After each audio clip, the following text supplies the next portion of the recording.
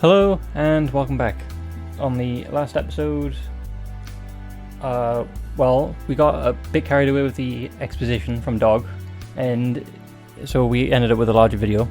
I will say that this next episode will not be blind for me because I've had issues trying to get the video uploaded. So for this next episode, this is just repeated text to me. But if I manage to make it further than where I got last time, then I'll say, because that will be new territory. But yes.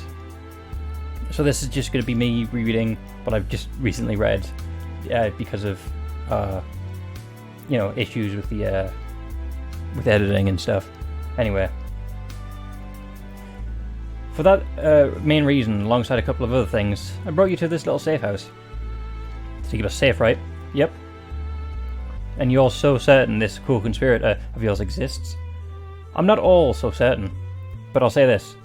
Mouse, after I knocked you out, I knocked on the door to Brian's base, and I didn't get a response.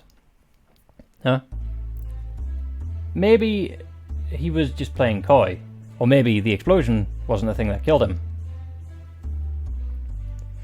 Dog's words hung heavy in the air, because obviously, why would he was going to raise the lie? If what he was suggesting was true, I already knew this part of the story, but when he laid it all out like that, I couldn't help but feel we were part of something much larger.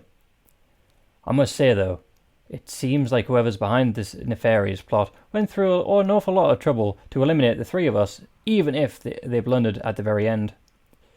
For what purpose would they be so incented to kill us? I have to imagine it related to the murder of Amadeus Bowen. I mean, I don't know why exactly, but that seems to be the only real connection between the three of us, right? Yeah, seems to be. I'm less concerned as to the why. I'm less concerned as to why they were trying to kill you three. It's more about the murders you don't commit. Like jazz, or mahjong, or for that matter, but I digress. Anyways, why not just execute the whole lot of us? It seems like they went about it in a rather inefficient... the way they went about it was rather inefficient. I thought carefully. I knew the case very well, at least in the abstract. After all, my dad had obsessed with a lot about it. He truly believed that Aaron Morris was innocent. I never actually thought he was, right? With all that evidence, but with everything Dog has said, I began to reconsider. Was there something more to this that we had missed? Well, as long as Aaron Morris was the only person who could have stolen the MasterCard from Amadeus Bowen's wallet, I suppose it's pointless to worry about such a thing. I wonder, is that really the case? You're wondering that? Weren't you the one who gave the testimony to that effect? I did. Like I said then, Amadeus dropped his wallet on the floor at some point, the two left, and Aaron came back to get it for him. Aaron could have taken the MasterCard then. However, at one point before he dropped his wallet, Amadeus went to the bathroom. He was pretty sloshed at the time. Perhaps someone swiped it from him then. Really? Why wasn't this a bigger deal? Well, he still had his wallet on him when he left the restroom. The prosecutor argued that while it's possible that in his inebriated state, Amadeus might have been stolen from, however, it is unreasonable to think the pickpocket would have taken the wallet, looked through it, taken the MasterCard specifically, and then put the wallet back in Amadeus' pocket without him noticing. Especially considering he used the urinal. When you put it like that way, it doesn't seem difficult. As you probably know, after going to the bar, Aaron took Amadeus back to their workplace, and Amadeus slept in his personal office. The security tapes may have been messed with, but that only extends to the actual day of the murder, so no one came in and stole from him when he was sleeping. Right. Yeah, I don't know much about it, but it seems like Aaron definitely killed Amadeus. And honestly, good for him. Dragon. She actually has a point. Oh? As detestable as violence is as a rule, there are certain situations where they may be morally permissible. Depending Depending on to what extent of Amadeus' crime Aaron was aware of, specifically if he knew how compromised the police state was, it's reasonable to conclude that murder was the only affordable option. I do not wish to condone murder, however, I find it hard to imagine the punishment matched the crime, as it were. Snake was right.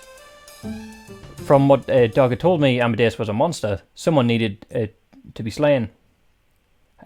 You could sympathize towards the person who killed him. However, someone that atrocious surely attracted powerful enemies.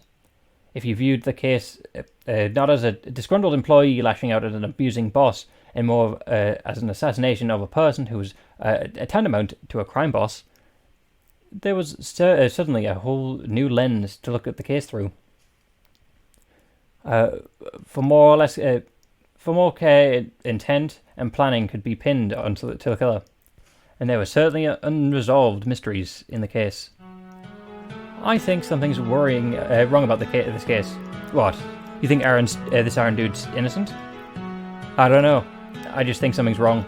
Let me just, for my own sake, I want to try laying things out about the crime scene. Laying things out about the case? Is that okay? Shoot. It's not as if we have much better to do. Okay, so it's important to note the geography of the crime scene. The majority of the action took place on the second floor.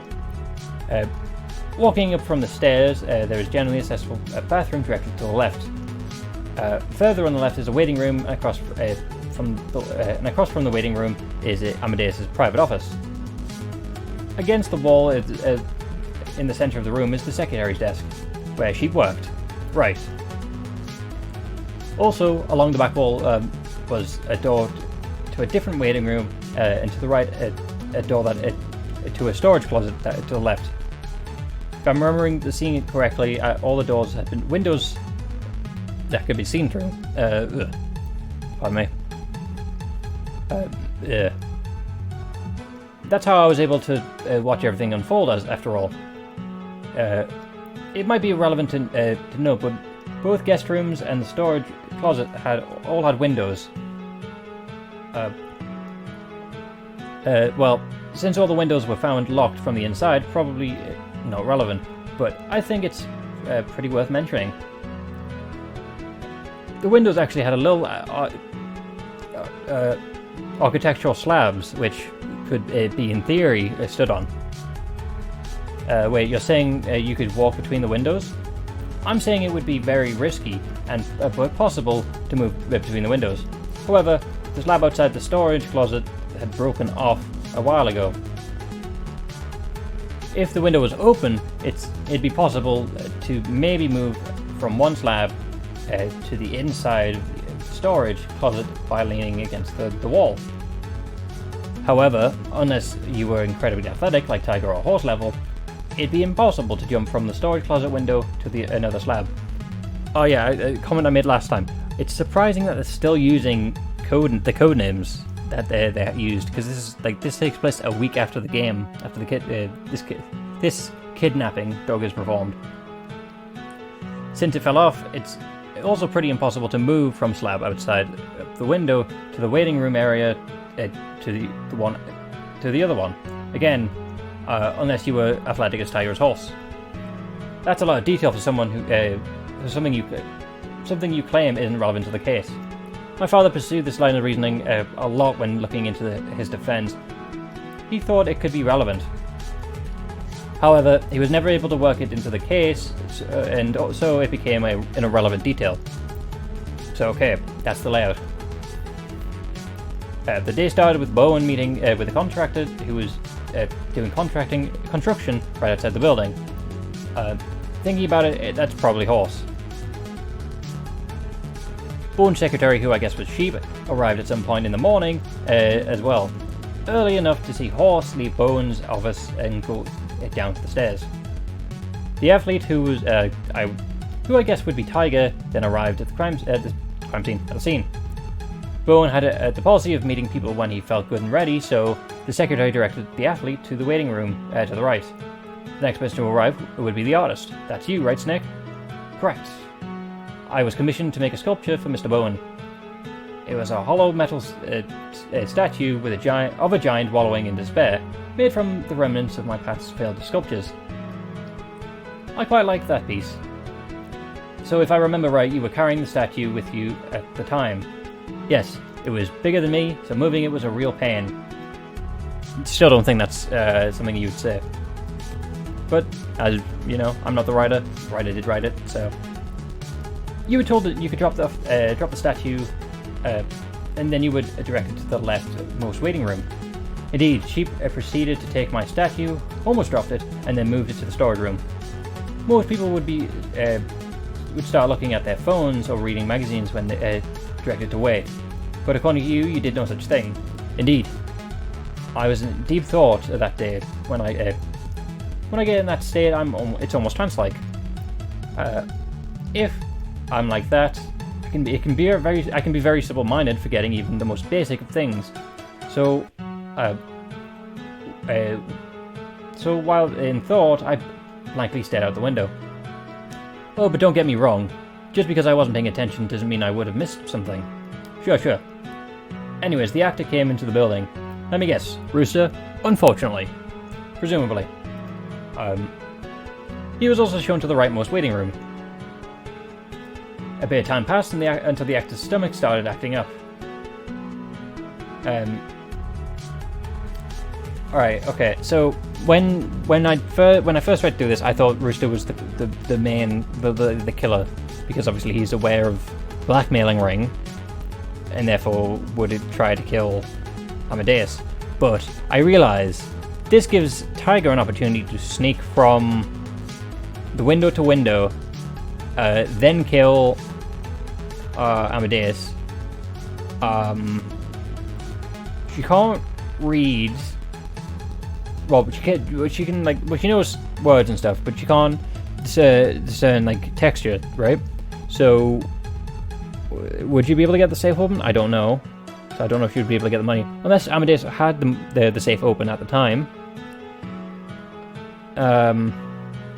Anyway, he exited the rightmost waiting room and made his way to the bathroom. Correct. I saw him exit myself. But a bit after that, the secretary went downstairs to the first floor to have a breakfast in the break room. Around this point, it was the earliest that the autopsy estimated Bowen could have been killed. Tiger is possible. But not when he was killed, right? No. I told the secretary to leave, and I also had direct line of view of Amadeus' office. After finally dealing his stomach problems, the actor left the restroom and returned to the rightmost break room. Then the secretary returned from the breakfast and sat down on their desk. All that lines up with what you saw, Snake? Indeed, so that would have been the longest amount of time Tiger would have had to kill Amadeus, right?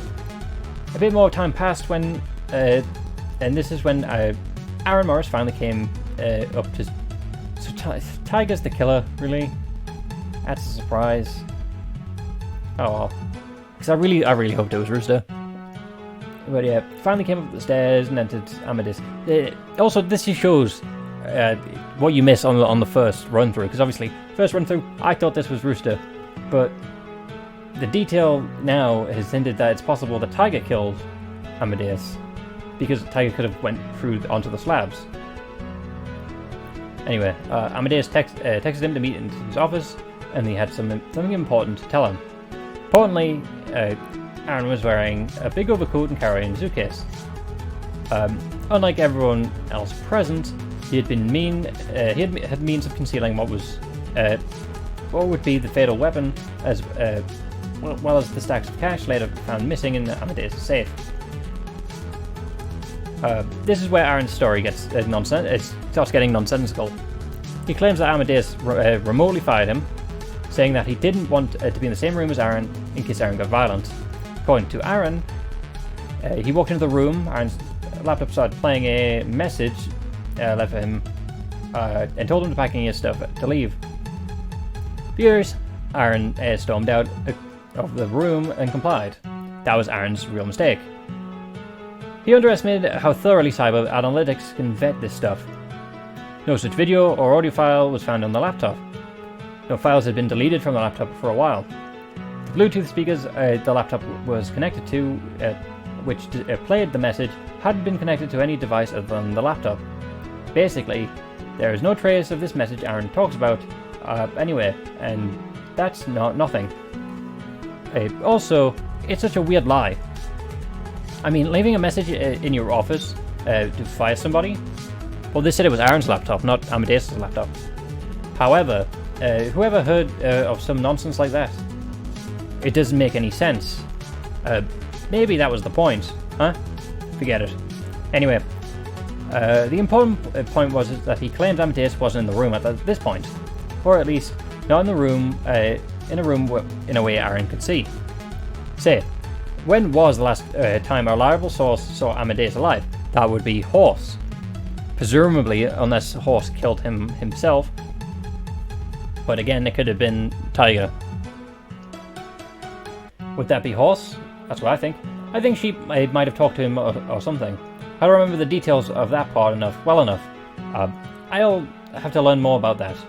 Anyway, it was at this point that Aaron drove back to his home. The construction worker Horse saw him leaving. He and some co-workers had been working on the area for a while after all. Some amount of cash bearing Amadeus' fingerprints would later be found in that car's glove compartment. Next, Amadeus texted Snake, asking him to bring the statue into his office. This was certainly odd. I planned on talking to the man about the piece myself. However, I knew that Amadeus liked doing things his way. I complied, and went into the storage compartment. I noticed that Sheep had been kind enough to put the statue atop a piece of cardboard and leave it on a dolly. Wheeling it with the dolly made it much easier to transport the statue, although not as easy as I would have expected. You're saying it was likely a fake text? That's the theory going. Then hold on, how would Morris have sent it? I mean, he left at this point, right? And his phone was eventually found on Bowen's body. Okay. Then what was the deal? It turns out that Bowen had an app on his phone, which let him schedule a text and send at a time later, or at a time. Analysis revealed that the app was used on that text. Well, that doesn't look good for Bowen's case. Anyways, I dropped off the statue, dolly and all, in Bowen's office. At this point, I was a little irritated about how I was being treated, so I didn't bother arranging the piece for him. I simply left the building. So at this point, your testimony ends. Coincidentally, autopsy estimates this is the latest time Bowen could have been killed, when it was about when Snake left. Oh, then perhaps I did this. Behave. Be quiet. Yeah, Snake. I know you like your jokes, but still. Wait a second. Couldn't he have totally done it? The secretary was gone at this for a good bit, right? Couldn't he have entered Bowen's office at this point? Not possible, huh? Remember, Snake wasn't the only witness. Tiger was also there, sitting at a place she could have seen through the door window. She might have not been focused on it at the time, but the way the building was set up, the door to Bowen's office opening would be in full view of the window. She couldn't miss it. In a sense, Snake and Tiger kept each other in check. Tiger couldn't leave the room with Snake not seeing her. Snake couldn't enter the office without Tiger seeing him. Wrong! Tiger could have used stone slabs. I mean, what if Rooster and Tiger worked on it together? When Rooster went to go to the bathroom, Tiger went unlocked the went through the windows, because for all it says that both the windows were locked from the inside, but that will be explained later. So and no one else could get to the office without both of them acting as witnesses. A rather elegant maze of vision, wouldn't you say? A real pain in the behind, it sounds like. Anyways, at this point, a little time passed. Then the actor got fed up with waiting. This is the part I was waiting for, and left the waiting room and stormed into Amadeus' office. What if this was when Rooster, who was working with Tiger at the time, relocked the window from the inside? The actor had left the waiting room and stormed into Amadeus' office. The secretary tried to stop him, but he pushed past her. "Don't be rude to sheep."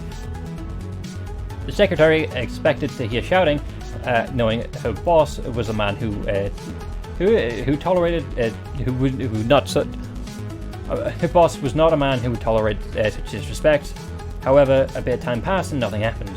Curious, the secretary looked into the room to see the actor twirling around in Bowen's chair. Wait, so Rooster was just poking around the victim's room alone for a bit? Yep. Isn't that a bit suspicious? Yep. It is odd. Might be worth asking about. At the time that the actor claimed he was admiring the room. Very fitting for Rooster, really. The secretary kicked him out of the room. At this point, the actor left the whole building fed up. Hopefully, she physically kicked him out.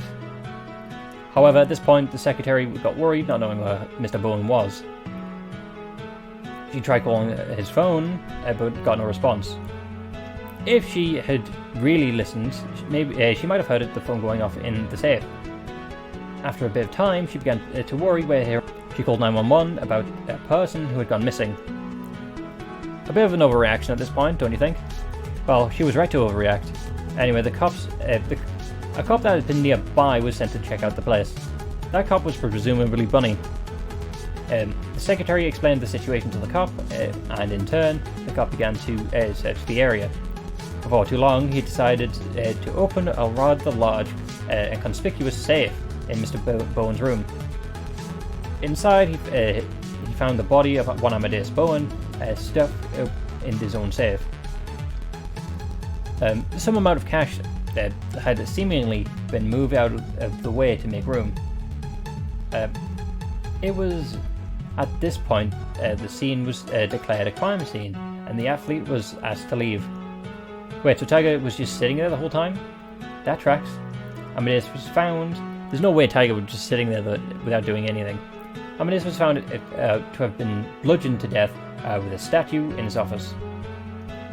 A statue that would later be found in a river nearby Aaron Morris's house. He was also strangled with a thin wire-like instrument. Coroners actually argued over whether or not this was the thing that killed him, and not the blow to his head. Another thing to his head was post-mortem, but it simply knocked him out. So yeah, that's the case. Impressive memory, Mouse. Especially for someone not involved in the case. Yeah, you know this better than I do. Like I said, my dad talked about it quite a bit. So that's cool and all, but what's the point? I mean, by your own story, it's clear that Brian's dad did it, right? Not entirely. That would indeed be the natural conclusion, but it's not. Because at first I thought it was Rooster, and then I think it was Tiger, now I think it's both of them. It's Rooster and Tiger. Both of them. Oh man, why did Tiger have to get roped in on Rooster's vendetta? When you combine everybody's testimonies, time of death, the money in the car, the odd story about the pre-recorded message, and the stolen MasterCard. Yeah, it definitely looks that way. I mean, this was what I thought was for the longest time. But if there's more to the story, then maybe. I was at a loss for words. It's not like I could come up with a solution. How could I? The world had been unable to prior to this point. However, Dog clicked his tongue. You know, I think there's actually a hole in that story.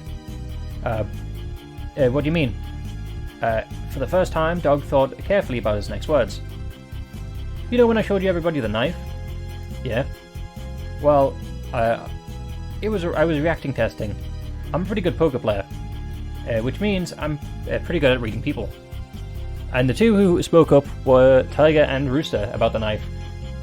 Tiger wanted to buy it, and Rooster wanted to play with it. And while it was minor, when I showed it off that knife, I thought I saw a tell. I wasn't sure before if I was just imagining things or what, but and they're both celebrities, linked to the entertainment company Amadeus worked at. Recounting the story like that, with a suspect in mind, before Dog could continue, something very strange happened. All of a sudden, heavy metal music began to blare through the room. It was coming from the speakers on the wall. I hadn't paid much mind to it before this point. I guess it was a system meant to play music. Tried to ask Dog what was happening, but whatever he answered, I could barely hear. I mean, it was blaring loud. Why did the speakers even go this loud? Dog began to walk up the walls, heading to the door, trying to see what the hell was happening. However, he wasn't the one to open the door. The door swung open on its own, and on the other out at the door came a gloved hand holding a shotgun. Holding a shotgun right to Dog's head. No, this wasn't good. I tried to rush over forward, but the chain connected to my neck pulled me back. God damn it, Dog! Why didn't you be so thoroughly imprison us when we were on the same team? It seemed as though Dog was frantically trying to convince the other person of something. Although it seemed like a moot point, which the music being so loud as it was. But his face was flushed with something more like just like horror. It was more than just horror. Sorry, it was recognition in his eyes. After a few seconds, it was clear the negotiations were not in the cards. Dog began to turn his head to us. In that moment, I saw the shotgun recoil back. It recoiled because it just sent a bullet flying through Dog's head, and this is more or less where I'd gotten to, unfortunately. Dog's death. No. Yeah, I'm still sad about it. When everything was also so loud, I could hear my own scream with such a crystal clear accuracy. Why was that what I was able to hear? After firing a shotgun, the gloved hand, which had been holding it, retreated back behind the doorframe. Doug, on the other hand, put his 2 seconds of life to some use. One of his hands had clasped around his own mouth, and with the other he stuck out 3 fingers. Trades, I guess. I had no idea what that meant, what this meant.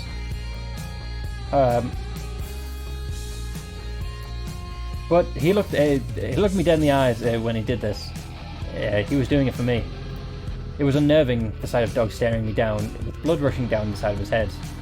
I don't know at what point he stopped seeing me, but I know at what point I stopped seeing him, because a few seconds later the lights in the basement went out. It was pitch black. At the same time the music stopped. It was very clear the sound of footsteps going down the stairs. I could hear the footsteps approaching. Okay, so who is this bird? This is brand new territory at this point. I could hear the sound of the shotgun being pumped. If it's Rooster with the shotgun, because he does have gloves and a Sprite, I swear to God, I made this promise before, but if it's Rooster, I'm going to kill him myself. I closed my eyes, trembling and shaking, before I could hear anything else, much of anything. Hello? Is this the right place? Pig, what? Ah, it's a pig. So good of you to join. Why are you two here? Come have a seat. Let me fill you a drink. Rooster's standing at the bar tap, acting like a bartender. Been watching Noir recently? How did you know? Just a guess. Well, it's good to see you guys. I'm surprised we're all allowed to enter this place. I thought the place would keep this under surveillance. Well, if Bunny's here, then I guess you speak of the devil. But yeah, we were, but it became clear pretty soon that Dog didn't plan on returning to his bar when he was on the run from the state. So if no one's here running the place, how is it all unlocked? Locks are just really more of a suggestion than anything. Tiger, really? You didn't. Anyways, is this everybody? Everybody who is still alive, at any rate. That's nice of you being optimistic, horse. Don't speak like that. I'm sure Mouse, Snake and Dragon are also alive. Fortunately, the odds of that drop day by day. Ox? Since when did you become such a pessimist? He was what? Well, he was realistic. He's just being realistic. So sauce. We talked back in that high school, right? Anyway. Anyways, I didn't think Dog planned on killing those 3 when he kidnapped them. But the practicalities to keeping the 3 grown adults as hostage for weeks are quite difficult. If they don't show up soon, well, maybe this is the matter Dog wishes to speak to us with us about. I imagine he didn't call us here for no good reason. But Dog's dead, which we know, at least. So this is another trap. They wanted all 12 of us dead. Oh yeah, about that. Are you sure this is a good idea, meeting him like this? Shouldn't we have, I don't know, brought the cops or something? Bunny's here. We did bring a cop. Yeah, see, Bunny's here after all. Thank you, Tiger. Got my back. Yeah. You got me there. That was supposed to be Pig. I don't know why it said Bunny. Yep. Well, basically, I was very strongly suggested to not contact backup. Strongly suggested. Obviously, it would be ideal to contact the correct authorities. However, Doug made it pretty clear that he would not be showing hide no hair of himself if he heard about the cops poking around. As an ex-cop himself, he probably had connections that could inform him if we tried anything. At this point, it was probably just best to comply. Anyway, since this is new to me, I'm gonna call it there, so I don't go for another hour again. But yeah, thanks for stopping by. Hopefully this one works so I can upload it, and hopefully I can see you on the next one. With that, goodbye.